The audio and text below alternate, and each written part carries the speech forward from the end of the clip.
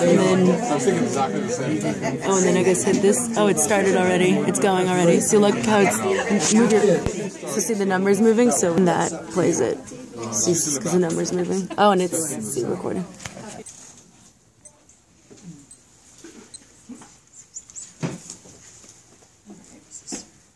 A story from my very first Shabbat when I moved to Israel back in June 2010. So first off, I was very thankful that I'd found any place for Shabbat at all, since I had just arrived in a new country and had no friends. But luckily, I ended up at the Shabbat dinner table of one Anat Hoffman, who may be sounds like some of you have heard of Anat Hoffman. Yeah. So Anat Hoffman is an Israeli social justice hero who does work at women. I see we have a Women of the Wall tall list there. She does work for Women of the Wall, trying to get space for mixed gender prayer at the Kotel at the Western Wall. She's the one who carries the Torah, gets arrested. She fights for women. She fights for minorities such as secular or liberal Jews like us. She's a really, really big deal. So I'm at Anat Hoffman's Shabbat dinner, my first Friday in Israel.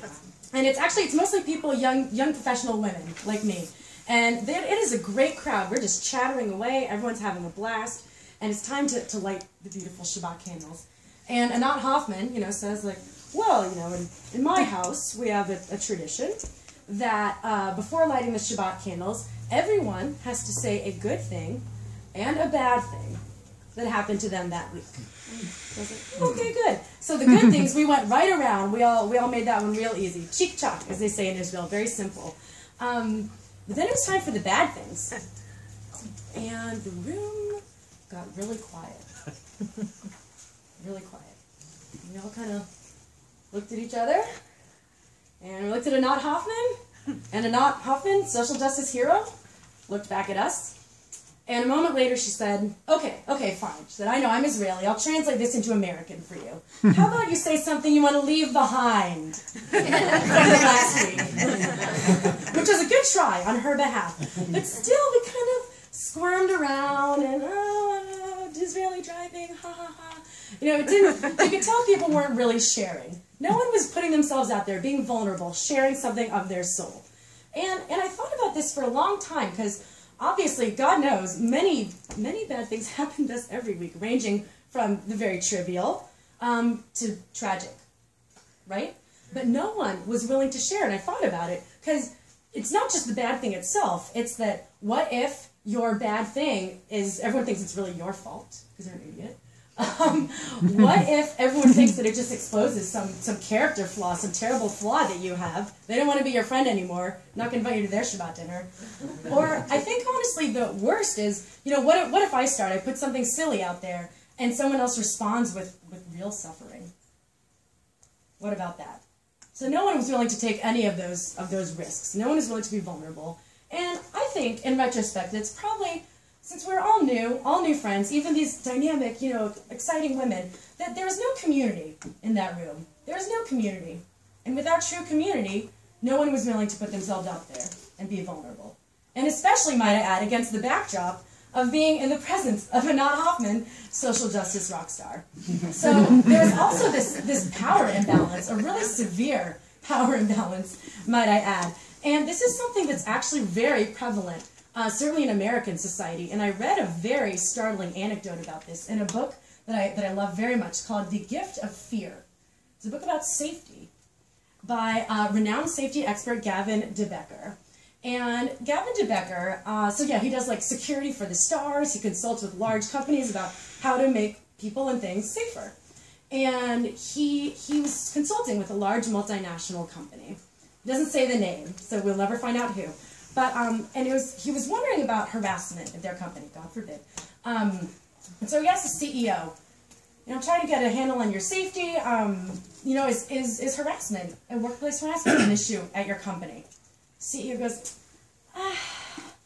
there's been one or maybe two cases in my tenure at this company. It's a terrible thing. Thank God it's not so much our problem. So then, oh goodness. So then Gavin de Becker goes to the HR representative, to the HR head. Says, hey, HR head, do you get reports of workplace harassment? Is this a thing in this corporation? This is a problem.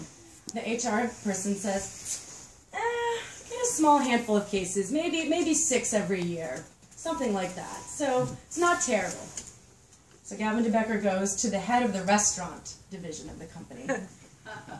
Exactly. Says, do you guys have any problems in this company with harassment?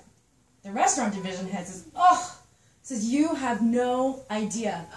You have no idea. I can think of 20 cases off the top of my head. They come in 1 or 2 per month, rolling in constantly, all the time. Now think about this.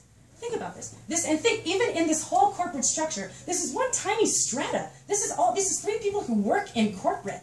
And there's still this fear that no one wanted to report anything up that chain. Because as Gavin DeBecker says, and he gives this, of course, as an example not of one company that's doing bad things, as one company that represents a culture across the board, where reporting bad things up is really bad. You don't want to look weak. You don't want to look ineffectual, incompetent, let alone, worst of all, he says, is that you can't manage your people.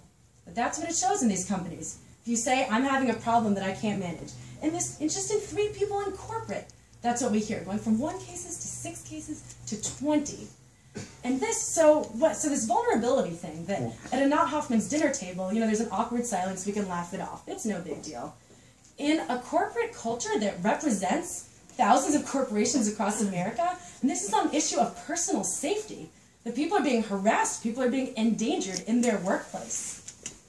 And no one is willing to be vulnerable. There's no community, there's no sort of response to allow people to be vulnerable and take the risk and report out, like, we're having a huge problem, we need Gavin DeBecker's help.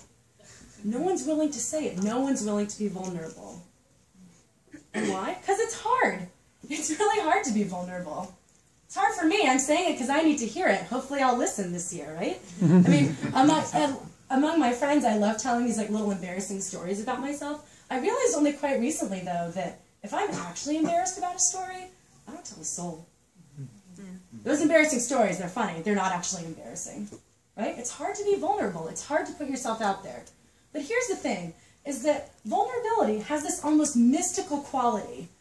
There's this duality to it. So I saw this excellent TED Talk recently. Hope some of you guys are into TED Talks. They're these lectures. They're kind of intellectual and entertaining, hopefully.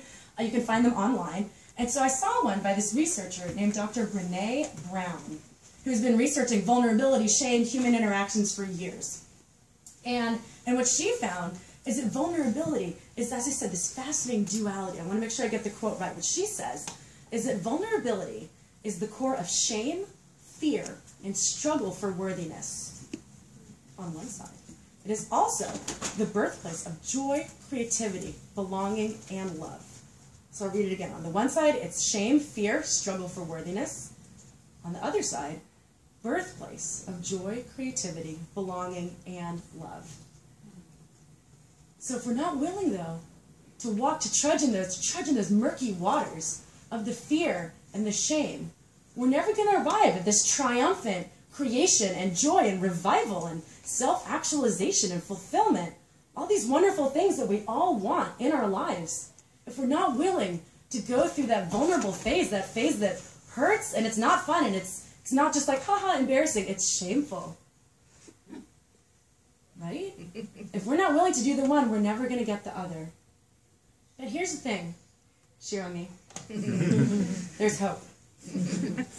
And where I see the hope is right here at Shirami. I've spent very little time here so far, unfortunately. We're going to work on that this year through my 9 visits. But what I saw in this community was I was hoping for my prop, the menorah, to be up there. It is not there. Usually there is, in addition to Shabbat candlesticks, a menorah that lives on this little podium. And the tradition here, if anyone else here is new, like me, is that services start Friday night, 7:30. Hope you're taking notes. Friday night, 7:30. You're all warmly welcome to attend, invited back. And then what the custom is we light the shamash, and then anyone can come up and report a simcha, a happy event that's happened to them this week. So it's this beautiful moment. It really adds to our oneg Shabbat, to our joy of Shabbat, as people all share, new job, moving to a new place, etc., etc. I only heard a few examples. Like I said, I'm new. But it's this beautiful moment of community as we're getting ready to open our Shabbat together, right? And it's a true true community moment that I see. And the menorah that usually sits there is really a wonderful physical manifestation, a real testament to your commitment to community. I would have said y'all's if I was a speaking Southern, to y'all's collective commitment to true community. Now, what I want to add to that, though, is there's time for simchas, but I think here at Shir Ami, in true community, there's also a place for struggle. There's also a space for struggle.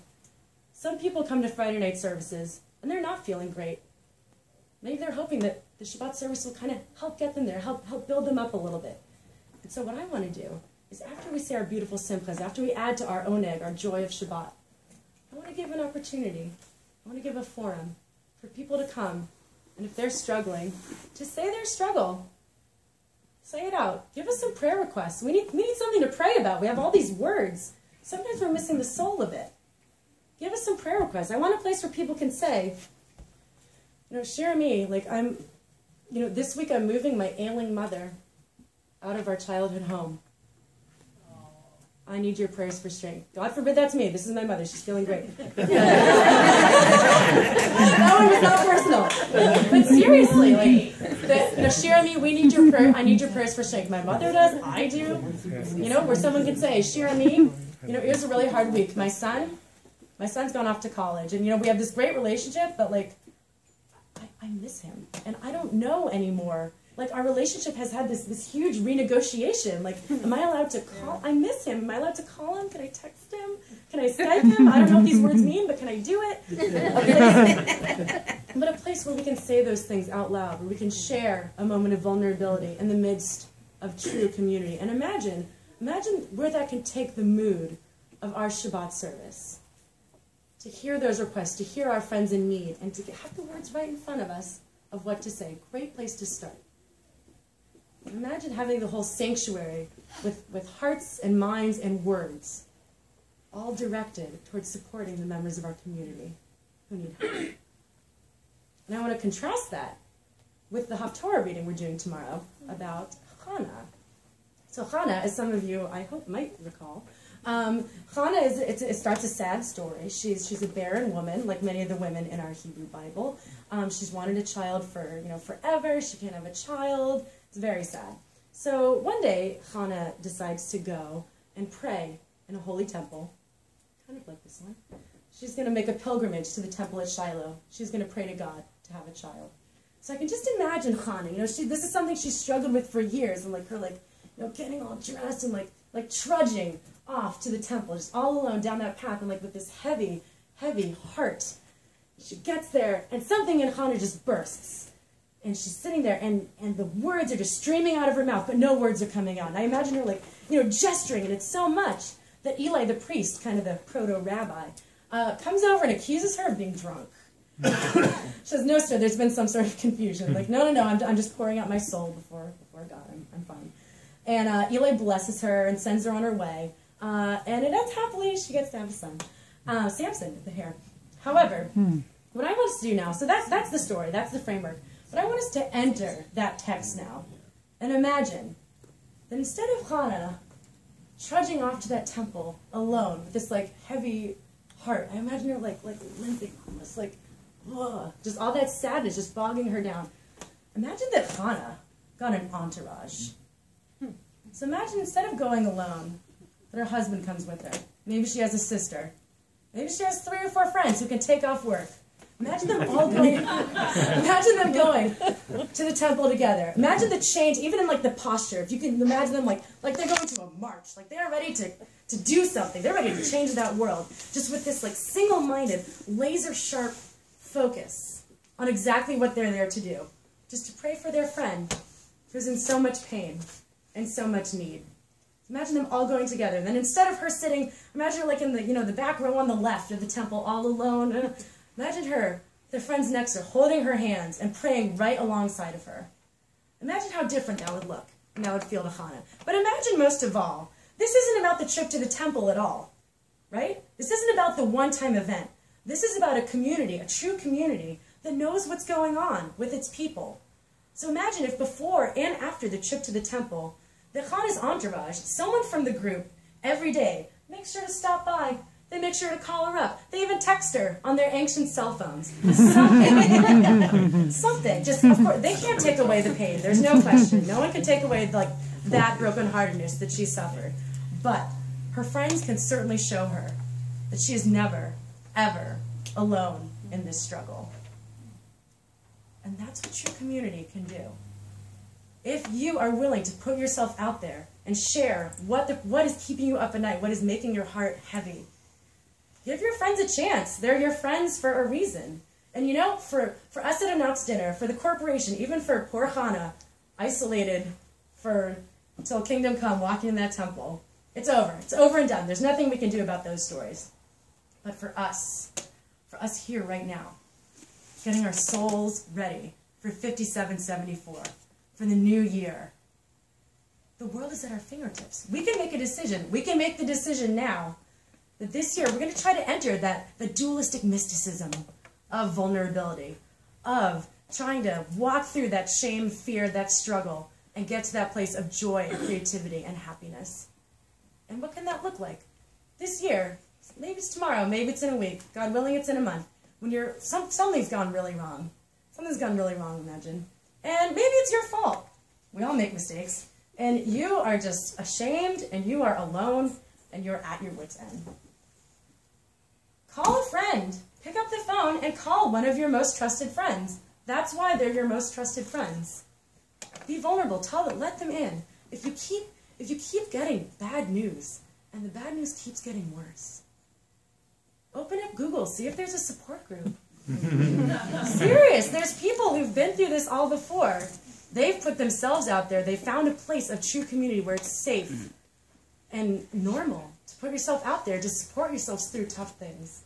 But most of all, congregants and friends of Shir Ami, come here. Come to this place of true, beautiful community. Come here. You can share out loud, as I said. You don't have to share out loud. That's fine. There's still space for this quiet, meditative, solid introverts. I'm looking at you. There's still space to do it on your own. I just want to make sure that if you're choosing to do it on your own, that it's from a position of power, that it's a conscious decision, that it's not a path of least resistance. It's not some sort of default to avoid risk and vulnerability. Because you know what? In this room right now, both in our tradition, do not reshuffle, in our tradition and sitting in these seats, there's so much love and comfort and wisdom. Here at Shir Ami, I'm sure many other temples too, but I'm most concerned about you guys. There's so much we can offer each other. And that's what I pray for us in 5774. That we put ourselves out there, we take that risk. We take a chance to go from risk to reward, from shame and fear to happiness, to joy, to self-actualization, to these beautiful creative leaps. That we find a place to be vulnerable, where someone can help us the most. Give our community a chance to be your community. And Shir Ami, that's what I pray for you most of all, that this year, 5774, that you find community both inside of these walls and outside. Shana Tova. Shana Tova.